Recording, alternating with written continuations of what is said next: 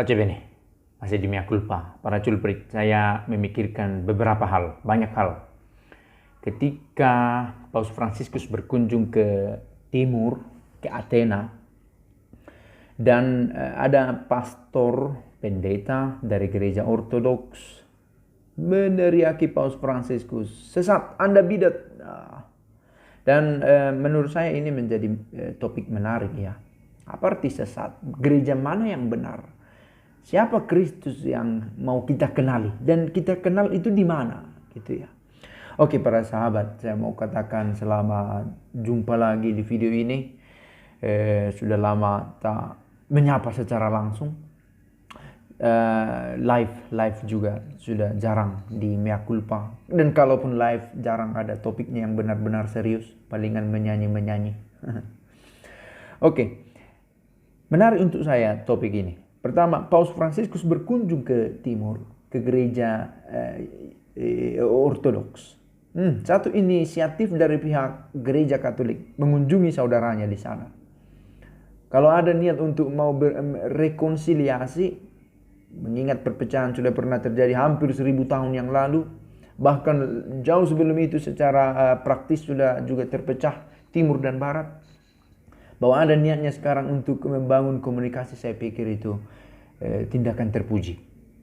Siapa yang memulai tindakan itu pantas untuk diapresiasi. Dalam hal ini Paus Fransiskus atas nama Gereja Katolik berkunjung ke Yunani. Apakah itu kunjungan untuk rekonsiliasi? Syukur. Dan kalau buahnya nanti juga memang ada perdamaian, menarik. Dan ada pendeta yang ketika katanya Paus Fransiskus mau memasuki keuskupan, kediaman Uskup Agung, kalau saya tidak salah ya, kediaman Uskup Agung Ortodoks di Athena, ada pendeta menyoraki, Anda sesat. The question is, siapa sebenarnya yang sesat sekarang? Begitu ya. Oke, tapi sebelum itu, apa arti seruan ini? Ad hominem, pada pribadi Paus Fransiskus, atau Anda, maksudnya adalah siapa yang direpresentasikan oleh Paus Fransiskus? Apakah Katolik sesat dengan pengajaran-pengajarannya yang terkini? Apakah terlalu progresif sampai meninggalkan nilai-nilai tradisional, nilai-nilai kekristenan? Nah, ini juga saya pikir perlu juga diinterogasi pastornya, pastor ortodoks yang menyatakan Paus Fransiskus bidat. Saya pikir ini perlu bukan soal menyatakan salah, tetapi untuk menguji jangan-jangan benar Katolik secara institusional mulai menyimpang dari ajaran Kristus, atau ad hominem pribadinya Paus Fransiskus terlalu progresif menurut pastor itu. Menarik untuk didalami. Saya dengar berita bahwa polisi cepat bertindak, menahan dalam arti mencegah ada seruan-seruan yang lebih banyak lagi, dan akhirnya aman dan pastor ini tidak ditahan. Kemudian menjadi pertanyaan, ada saya temukan, kalau begitu satu teks kecil, kalau begitu gereja mana yang harus kita ikuti? Faktanya sudah banyak komunitas-komunitas yang mengklaim diri sebagai Kristen dan mengikuti Kristus. Ada satu jawaban yang menarik. Carilah gereja yang memiliki option for the poor. Memilih orang-orang lemah, yang memihak kepada orang-orang sederhana, terpinggirkan, marginal, yang terasing, yang teralienasi. Saya pikir karena dikatakan Kristus juga menunjukkan dirinya sebagai sosok yang memihak kepada orang yang lemah.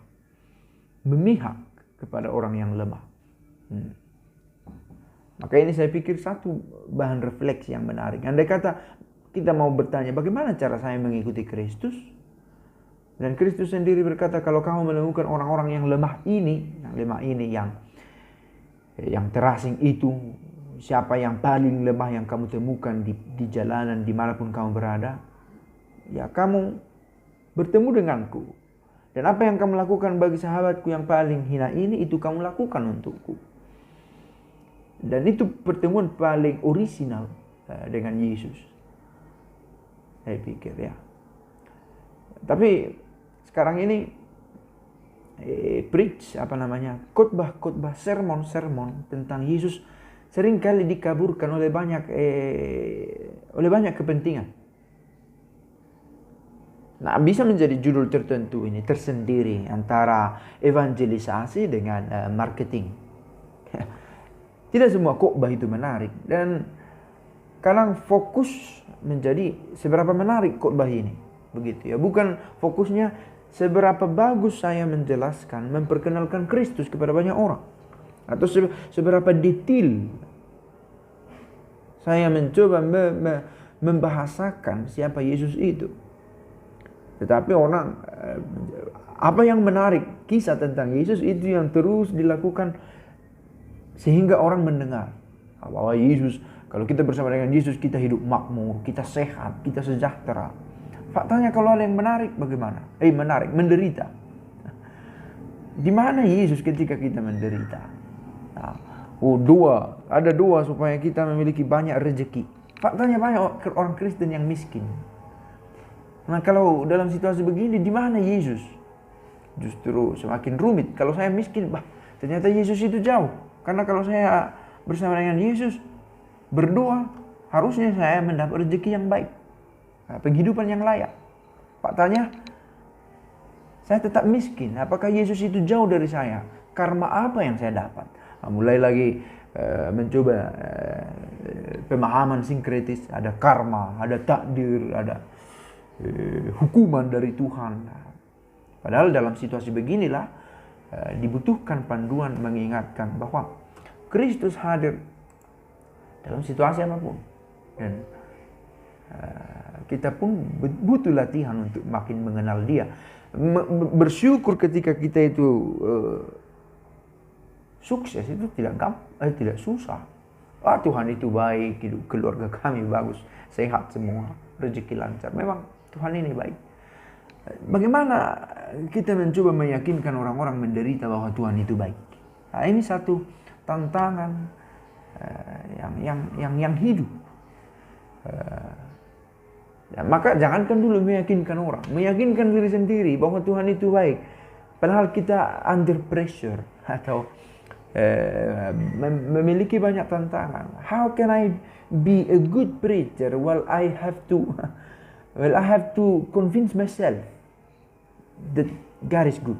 Bagaimana saya menjadi seorang pewarta yang baik?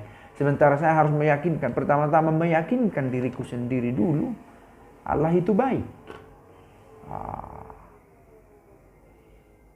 Oke. Ini berangkat dari tadi bahwa bagaimana kita mengenal Yesus yang benar itu? Di gereja mana kita harus mencarinya? Di gereja yang masih memegang teguh ajaran tradisional Kristus. Option for the poor. Memihak kepada yang lemah. Mengungkapkan kasih, cinta dengan memihak kepada yang lemah. Dan ini harus dikatakan tidak selalu gampang, tapi bukan berarti tidak mungkin. Hati kita tergerak sebagaimana Kristus tergerak oleh belas kasihan. Hati Bapa itu. Dan Kristus juga memiliki hati Bapa itu. Dan kita mengalaminya, dan karena kita mengalaminya, kita terdorong untuk juga mampu menunjukkan hati Bapa itu kepada banyak orang. Nah, lalu yang bidat. Siapa yang bidat sebenarnya? Maka dialah yang menjauhkan dirinya dari Kristus yang memiliki option for the poor. Saya pikir itu bisa menjadi tolak ukur yang kuat untuk mengenal gereja mana. Maka kalau ada gereja yang secara konsisten dan devosional menyerukan keadilan, pro orang-orang lemah, orang-orang terpinggir, saya pikir itu pantas dipertimbangkan. Ada Kristus di sana, begitu.